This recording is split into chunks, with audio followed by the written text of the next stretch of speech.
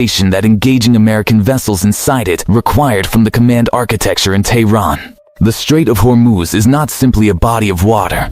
It is the single most strategically consequential maritime choke point on the planet. The night of July 13th into July 14th, 2026. The Strait of Hormuz is dark in a way that satellite imagery has not recorded in the operational history of this waterway. 3 commercial vessels are burning at anchor off the Iranian coast. A 4th is listing without power, and the United States 5th Fleet has confirmed the first American service member killed in direct action inside the strait since this confrontation began. Not metaphorically, not as a strategic warning, literally. This is the most consequential 48-hour military exchange between Washington and Tehran in the entire arc of this conflict, and it has produced the first confirmed American fatality in a choke point that carries approximately 20% of the world's seaborne oil. This is not an escalation. This is a different category of operation entirely.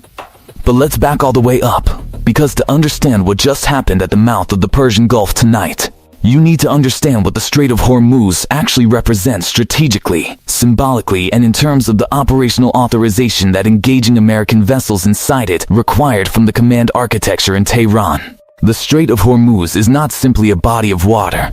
It is the single most strategically consequential maritime choke point on the planet, and it has been the central variable in Persian Gulf security calculus for over 4 decades. At its narrowest point, the strait is approximately 21 miles wide, with shipping lanes constrained into 2-mile-wide corridors in each direction. Through those corridors passes roughly 20% of global seaborne oil, the majority of liquefied natural gas exports from Qatar, and the economic lifeblood of every energy importing economy in Asia. The waterway is bordered on its northern shore by Iran and its southern shore by Oman's Musandam Peninsula, which places the entire transit corridor within range of coastal anti-ship missile systems, fast attack craft flotillas, mine-laying capabilities, and the Irq Navy's small boat swarm doctrine that has been rehearsed continuously since the tanker war of the 1980s. What made the strait previously stable was not the absence of Iranian capability to close it. It was the mutual understanding that closure would trigger a response so overwhelming that the regime in Tehran would not survive the aftermath. That implicit deterrent held through decades of sanctions, proxy warfare, and diplomatic rupture. Read that slowly and let its full strategic weight settle. Because what it means is that the operational restraint that has kept the Strait of Hormuz functional as a global energy artery has been tested tonight, and either set aside or treated as no longer operative by whoever authorized the engagement that killed an American sailor. Now let's examine the confirmed target set from the last 48 hours with the geographic and operational specificity this moment demands. The US Fitzgerald-class destroyer that took the initial strike has been identified by open-source naval trackers as an Arleigh Burke-class platform operating routine escort duty north of the traffic separation scheme. It was struck by what CENTCOM has described as an Iranian coastal anti-ship missile system, likely a Noor or Qatar variant derived from the Chinese C-802 architecture. This is the detail that belongs in the lead of every news cycle currently running on this story, and it is being underweighted in the conventional coverage. Iran did not deploy a symbolic threat. It executed a live engagement against a capital American surface combatant inside international waters. Bandar Abbas naval facility has been struck in response. CENTCOM confirmed strikes against 3 Irq Navy fastboat basing sites at Qishim Island, Larak Island, and Abu Musa, with state media in Tehran acknowledging what it called defensive losses at all 3 locations. CNN has independently geolocated munition impacts at the Bandar-e-Jas coastal missile complex, which houses the primary anti-ship battery inventory that Iran has spent 15 years constructing along its southern coastline. F-15E Strike Eagles operating from Al Udeid delivered Gibu-31 penetrators against hardened missile shelters at Jask, while Tomahawk cruise missiles launched from Arleigh Burke platforms in the Gulf of Oman struck secondary command nodes along the coastal road network, connecting Bandar Abbas to Chabahar. MQ-9 Reapers have maintained persistent surveillance over Qishim Island throughout the operational period, and Agam-84 harpoons have been used against at least 11 Irq fast-attack craft attempting to reposition from concealed anchorages. Abu Musa Island itself has been struck. This is the systematic elimination of a forward-positioned threat node that has anchored Iranian choke point control capability for a generation, and its degradation changes the analytical picture of what closure of the strait would even mean going forward. Within this target set, one category crosses a qualitative threshold that separates it from every previous exchange in this confrontation. The strikes against the coastal infrastructure connecting Bandar Abbas to the southern population centers include impacts on power distribution nodes serving civilian population zones. This is not a military target in the conventional sense. It is dual-use infrastructure that also supplies electricity to hospitals, water treatment facilities, and the residential districts of a city of nearly 600,000 people.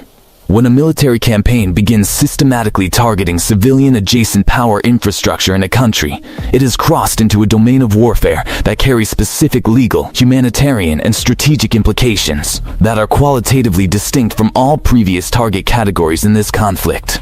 That decision required specific authorization at a specific level of command. And that decision is the most consequential single targeting authorization of this entire conflict to date, because it signals that the constrained architecture governing target selection has been either relaxed or explicitly overridden at the highest level of American decision-making. The air picture above the strike zone reveals the operational reality that Iranian public statements are working desperately to obscure. American E-3 Sentry and E-7 Wedgetail platforms are maintaining continuous airborne early warning coverage from Omani and Emirati basing. KC-135 and KC-46 tanker architecture is holding refueling tracks over the southern Gulf, enabling F-15E and F-A-18EF strike packages to loiter over target areas for extended periods. E-18G Growlers equipped with ALK-99 jamming pods are suppressing what remains of Iranian air defense radar coverage across the southern coast. The Iranian Air Force has been unable to engage manned American aircraft with any confirmed effectiveness throughout this entire campaign. Their only documented aerial successes have come against unmanned surveillance drones operating in permissive orbits over the last several months. What remains capable enough to occasionally catch a slow-moving surveillance drone cannot engage the aircraft that actually matter. The strategic reality this reveals is that Iranian air defense capability in the southern operational theater has been degraded to the point where American strike packages are operating with something approaching uncontested access to the airspace above the strait itself. CENTCOM issued a new formal statement in the last operational cycle, and the language chosen carefully by institutional lawyers and military planners deserves precise attention. The statement describes the American action as a proportionate response to a direct kinetic attack on a United States naval vessel, and characterizes the target set as limited to military infrastructure directly linked to the engagement authority of the coastal missile attack. That framing is becoming increasingly difficult to reconcile with the target list that now includes the naval facilities at Bandar Abbas, the island bases at Keshem, Larak, and Abu Musa, the coastal missile complex at Bandar-e-Jask, and dual-use power infrastructure serving civilian population centers.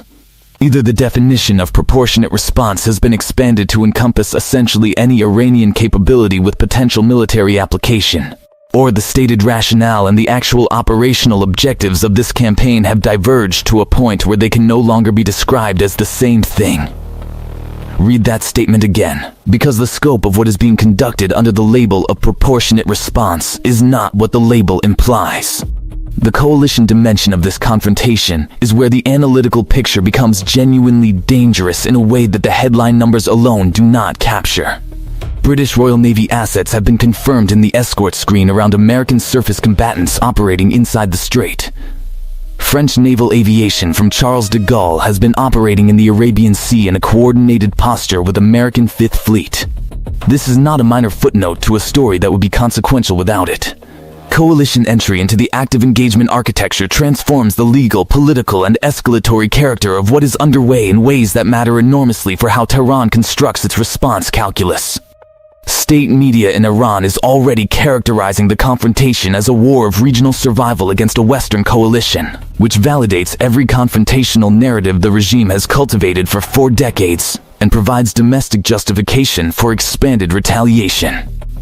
Iranian officials have named specific coalition partners in retaliatory threats, and the Houthis in Yemen have announced expanded targeting of commercial shipping in the Bab el-Mandeb in coordinated support of Iranian operations. Analytically, Iran's remaining capability inventory is where the strategic trap closes.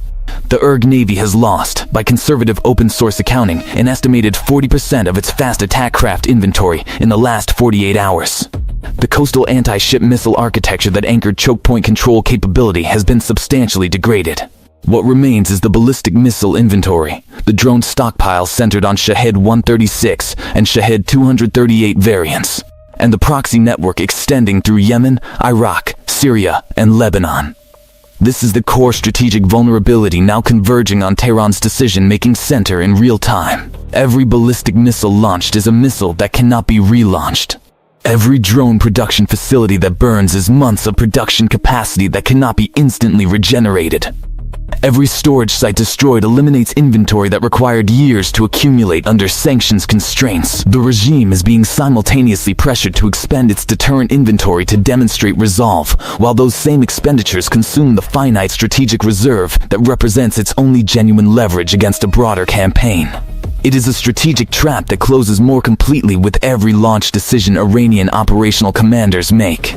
State media in Tehran announced within the last 12 hours that the Islamic Republic will impose costs on American forces across the entire region that will exceed anything Washington has calculated. A senior military advisor to the Supreme Leader declared that the Strait will remain closed to hostile shipping until every American vessel withdraws from Persian Gulf waters. This is a remarkable statement on multiple levels and deserves unpacking with the full seriousness it requires, rather than the dismissal it is tempting to offer. It is being made on a night when American aircraft are flying through Iranian coastal airspace without effective opposition, when Iranian naval facilities are being systematically destroyed, when Iranian missile sites are burning across the southern coast, and when the actual operational capacity to enforce closure of the strait has been substantially degraded in the preceding 48 hours.